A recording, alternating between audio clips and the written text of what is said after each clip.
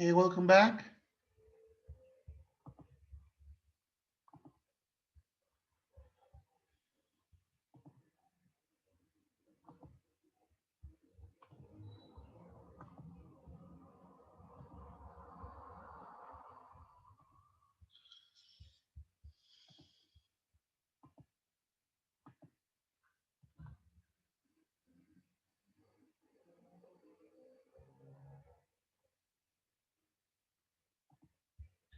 Okay, so we were going through the genres of reading. We had academic, we have job-related reading, personal reading.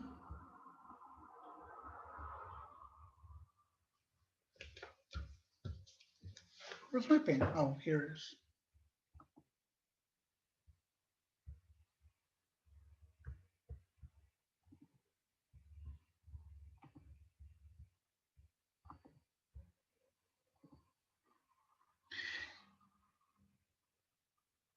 Is Eliana here?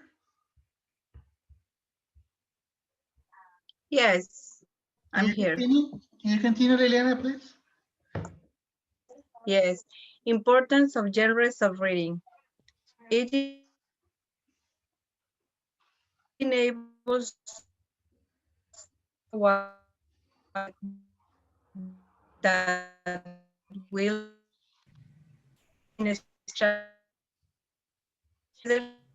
no for all to reach information. Okay, thank you. Okay, yes. The importance of identifying the different genres of reading is that we as reader can know which kind of strategies or approach we're going to apply to help us to better understand the input that we are reading. Okay, thank you, Liliana.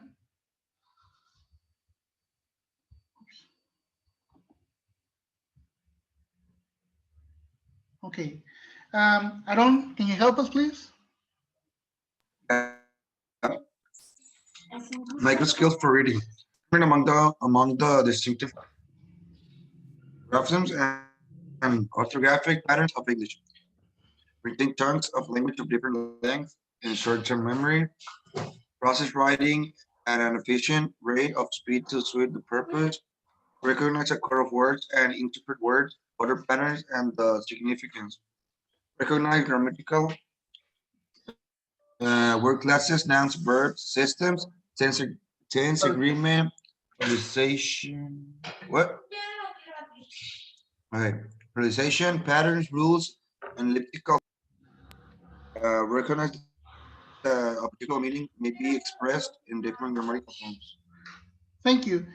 Okay, those are very clear. You just read them in the text. We're just going through them once again. Those are the micro skills for reading. Thank you, Aaron. Um, Efrain, can you help us with the micro skills for reading?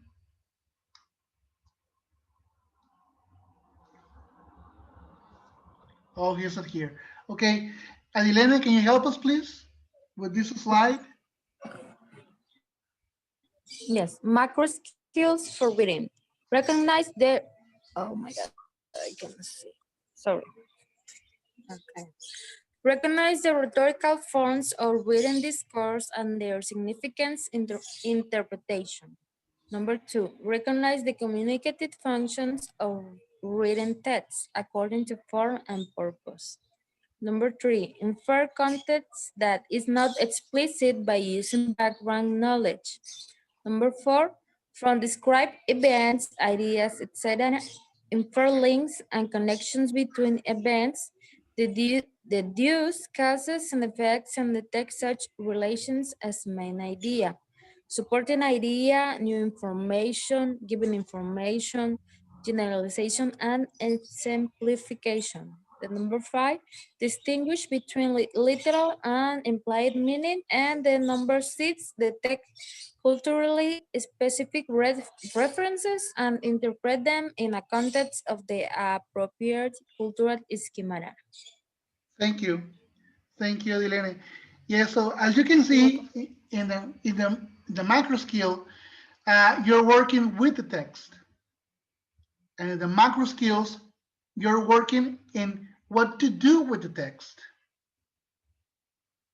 That is the main difference between those skills. Now we're going to types of reading. The first one is perceptive, which involves attending to the components of larger stretches of this course. For instance, letters, words, punctuation, and other graphemic symbols. The bottom-up processing is implied. The other type of reading is selective. So this is largely an artifact of assessment formats. Stimuli include sentences, brief paragraphs, and simple charts, and also graphs. Brief responses are intended, and a combination of bottom-up and top-down processing may be used. In this case for selective, which is the one that we largely use in examinations. And here comes the interactive, which includes stretches of language of several paragraphs to one page or more, in which the reader must interact with the text. Has to do with genders, anecdotes, short narratives, descriptions, excerpts for longer text, questionnaires, memos, announcements, directions, recipes, and the like. It also has to do with focus, to identify relevant features, lexical, symbolic, radical, and discourse within the text, which could be short text, but also longer text. But it's more have to do with short text because we're talking about exams. With the objective of retaining the information that is being processed by the learner or by the reader, which is at the time reading the information that is provided. Now here we are talking about extensive. In this case, where we're talking about more than one page. Some would say more than one chapter, more people say, and even more, some people say it has to do with reading a whole book. Also has to do with professional articles, which has to do with academic reading, essays, technical reports, short stories, and books. And the purpose of extensive reading has to do with tapping or getting into the learner's global understanding of a text, as opposed to asking test takers to zoom in on small details.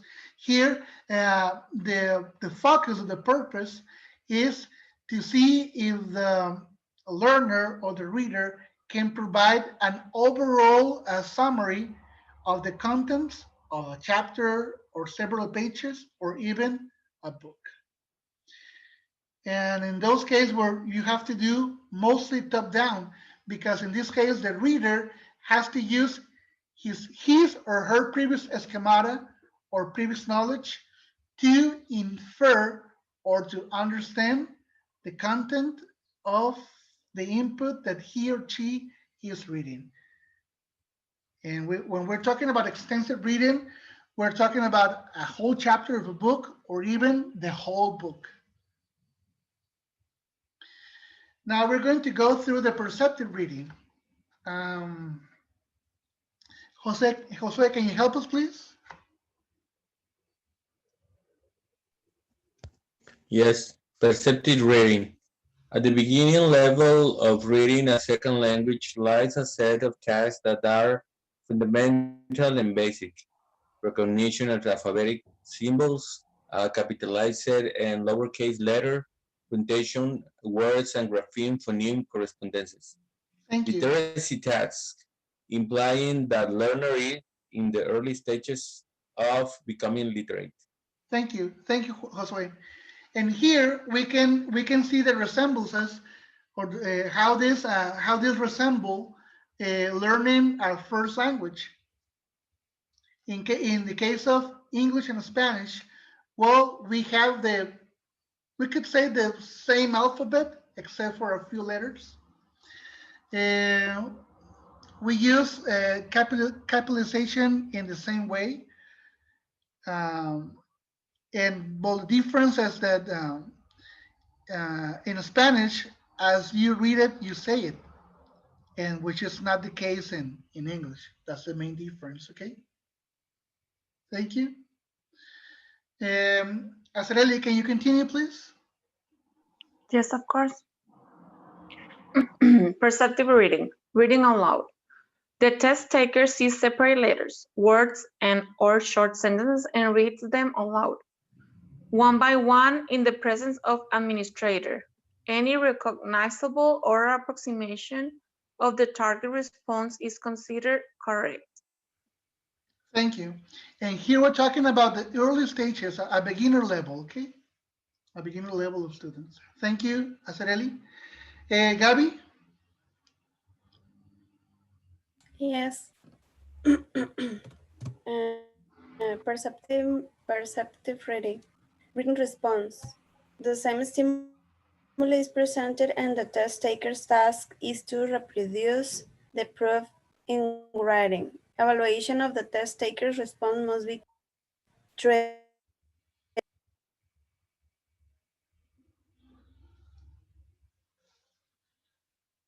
Okay, evaluation of the test taker's response must be carefully treated.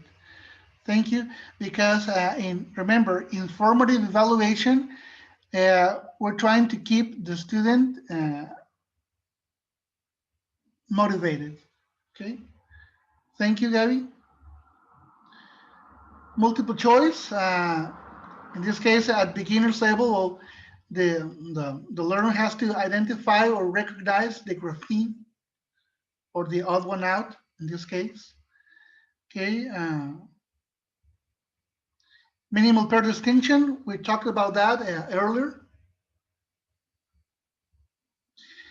Picture cued items, I was missing the C here in picture, sorry. Which is the one that we use the most, especially with low learners or in low grades, first, second, and third, or preschool grades. We use this kind of assessment a lot. Once again, multiple choice with vocabulary and grammar tasks. And here, using context.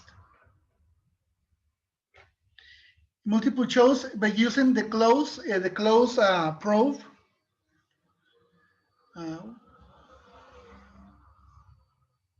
Matching tasks, which are also very common. Now here, selected response, fill in vocabulary chart, which is more difficult. In this case, we're talking about intermediate or even more advanced learners. With the matching task, we have advantages and also disadvantages. Georgina, can you help us with this slide, please? Okay, selected reading, matching task. Advantage. It offers an alternative to traditional multiple choice or fill in the blanks formats and are easier to construct than multiple choice item. Disadvantage. It becomes more of a puzzle solving process than a genuine test of comprehension as test takers struggle with the search for a match. Thank you. Thank you, Georgina. Yes, in this case, the advantage of using this kind of format is that for each question, we have an answer. And in the multiple choice format, well, for each question, we have to come up with 4 possible answers. In this case, no. We have 1 question and 1 answer. They only have to match them. Yes, and the disadvantage, well, maybe it is easier for the students, so they can be they can come with the answer, not by knowledge, but only by taking out the ones which are clearly not the correct answers. Okay, thank you, Georgina. Now, Ignacio, can you help us, please? Yes, teacher. Selective reading. Uh, editing tags. Editing tags. Editing for grammatical or rhetorical errors is a widely used test method for assessing linguistic competence in reading. It doesn't only focus on grammar, but also introduce a simulation of the authentic task of editing or discerning errors in writing passage. Thank you, Ignacio.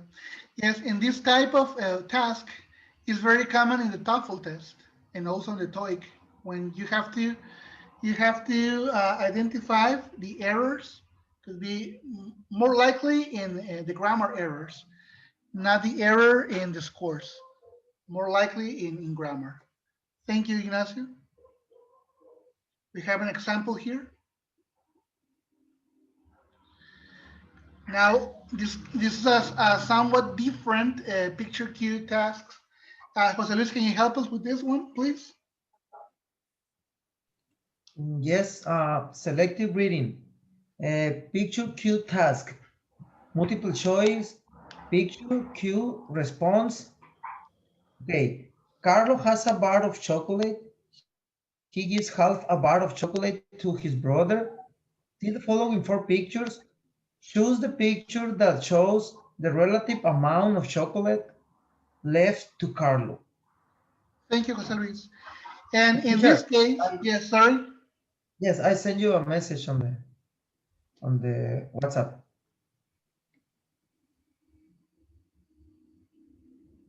Okay. Okay, thank you. Yes, no problem. Okay. Thank you, Jose Luis. Or in this case,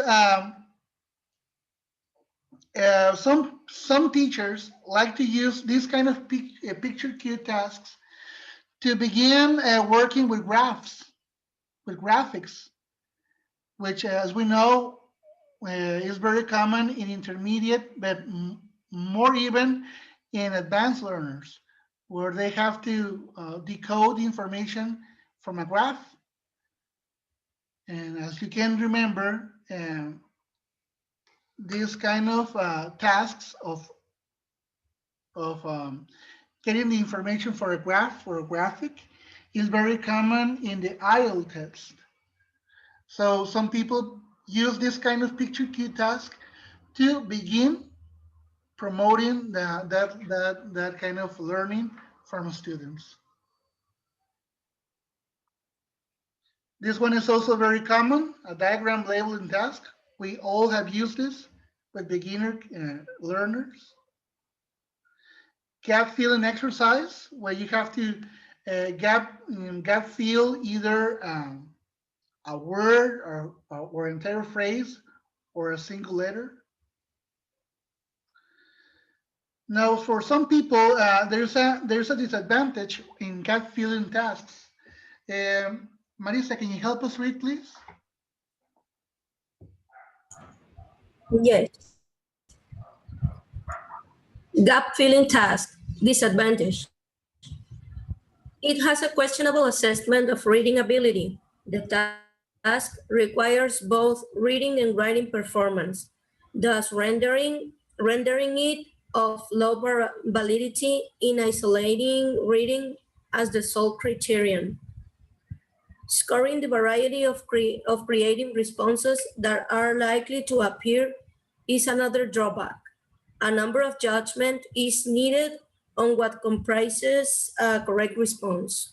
Thank you.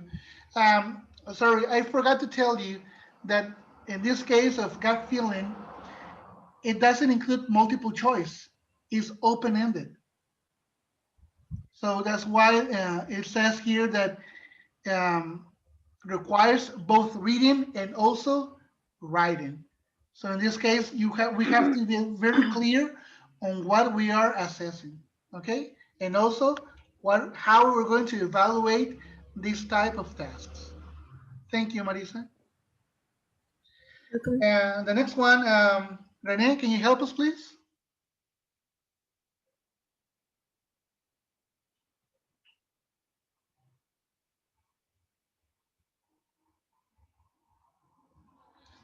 Is Rene here?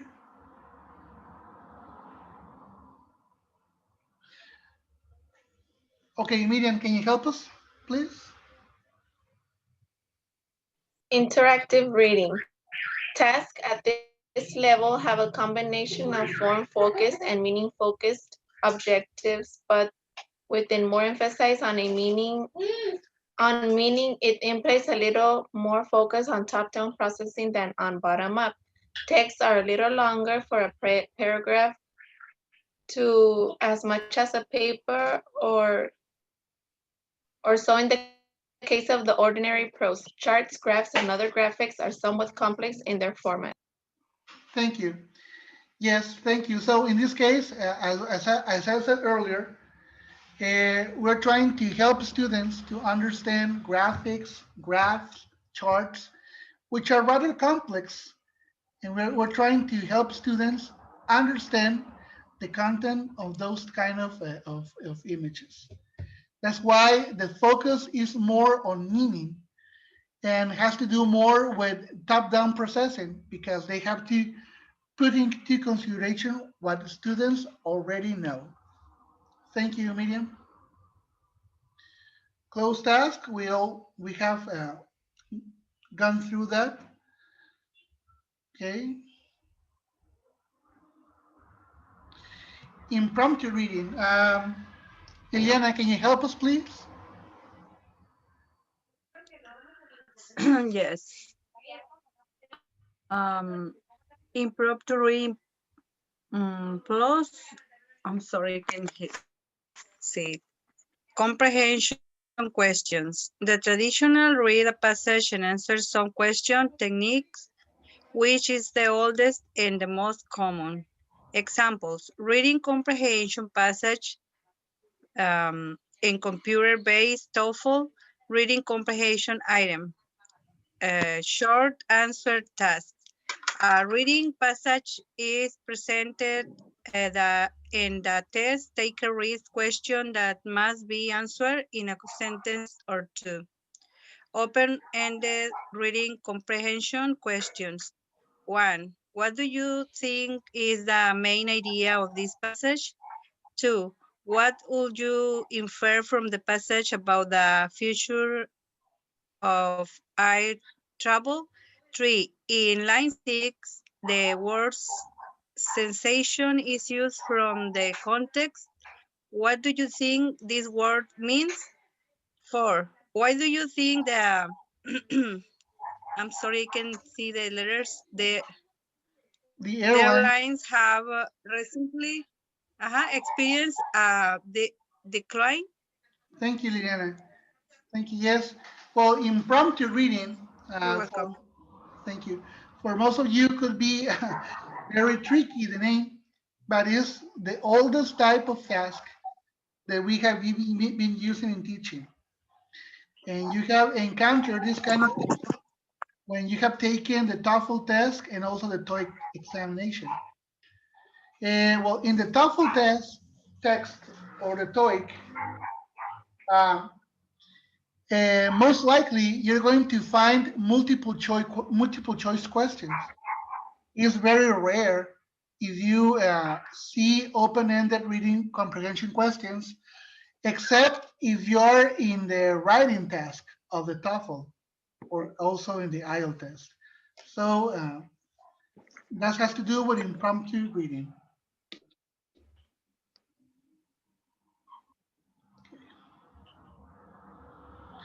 Now we're going through scanning. Aaron, can you help us, please?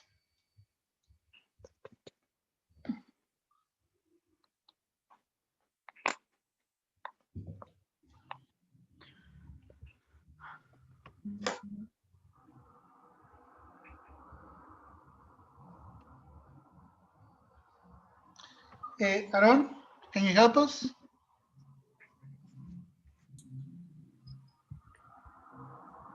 Teacher, Renee had trouble with the internet. Okay, thank you. Thank you, Azareli.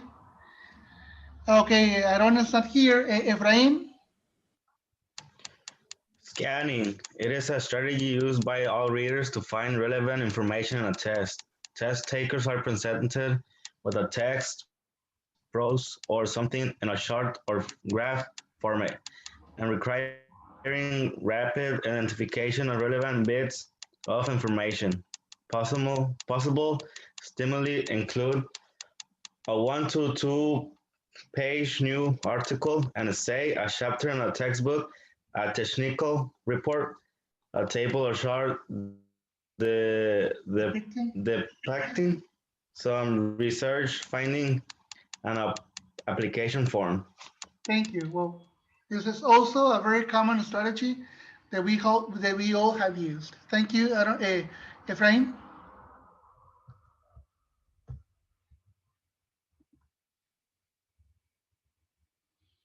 Okay, Adilene, can you help us, please?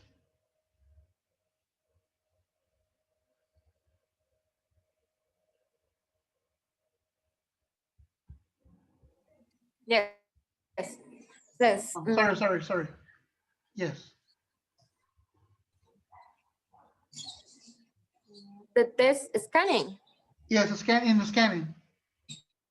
The test taker must locate a date, name, or place in an article, the setting for a narrative story, the principal division of a chapter, the principal research finding in a technical report, a result reported in a specified cell in a table, the cost of an item on a menu, and specified data needed to fill out an application. Thank you. Ordering. Thank you, Adilene.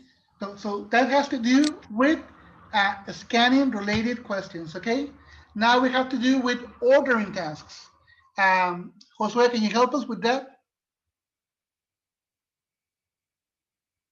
Yes, ordering tasks, sometimes called the strip story technique.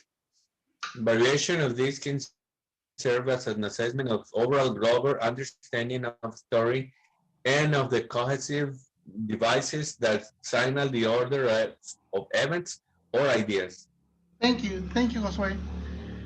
And well, in this case, in ordering task, we provide a text and then we put some scrambled sentences and ask our students to put those sentences in the correct order as they happened in a given story or a given text. Okay.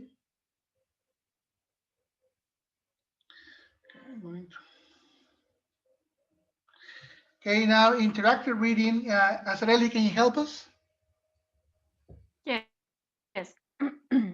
Interactive reading. The act of comprehending graphics includes the linguistic performance of oral or written interpretations, comments, questions, etc. This implies a process of information transfer from one skill to another, in this case, from reading verbal, nonverbal information to speaking writing. Thank you. Thank you. This is very important, especially in academic writing.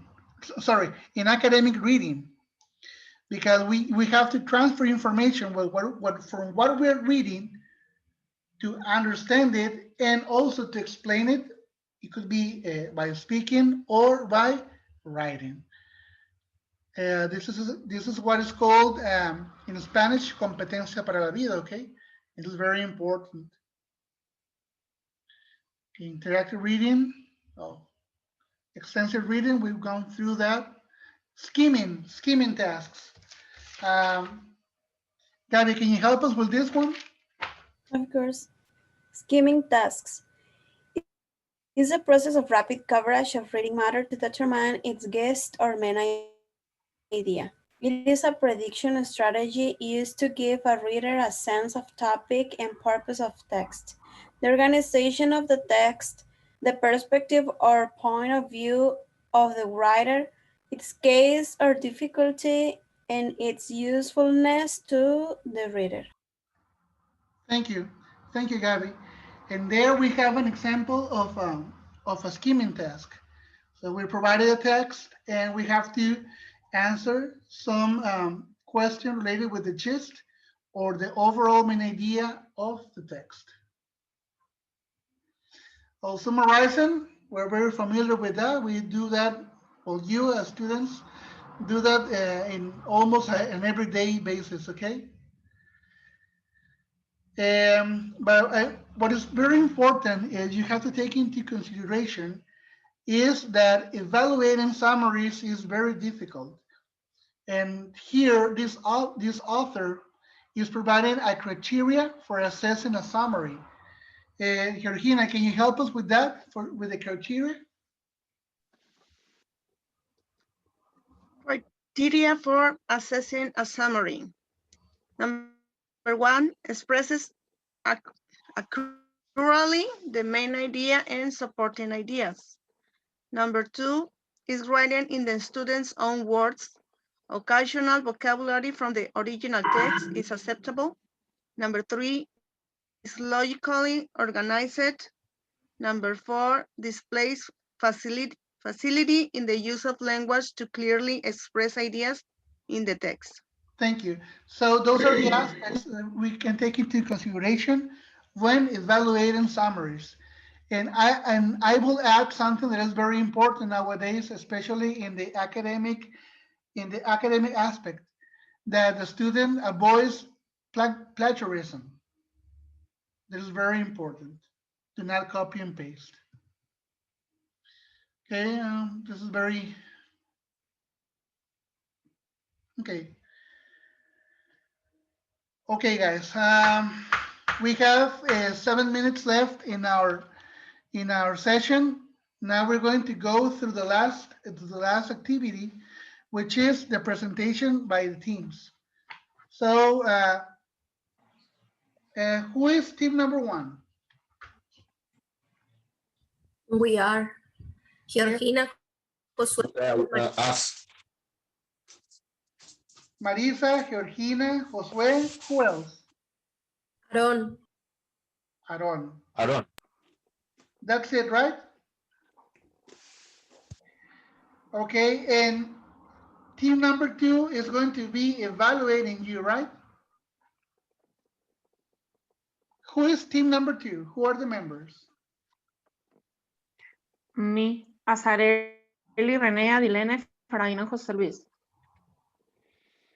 Azareli, René, Adilene, Efraín, and José Luis. okay. Okay, so I'm going to cut short this session so we can log in the final session so you can present your works, okay? So I finish this session and we log in the next one automatically.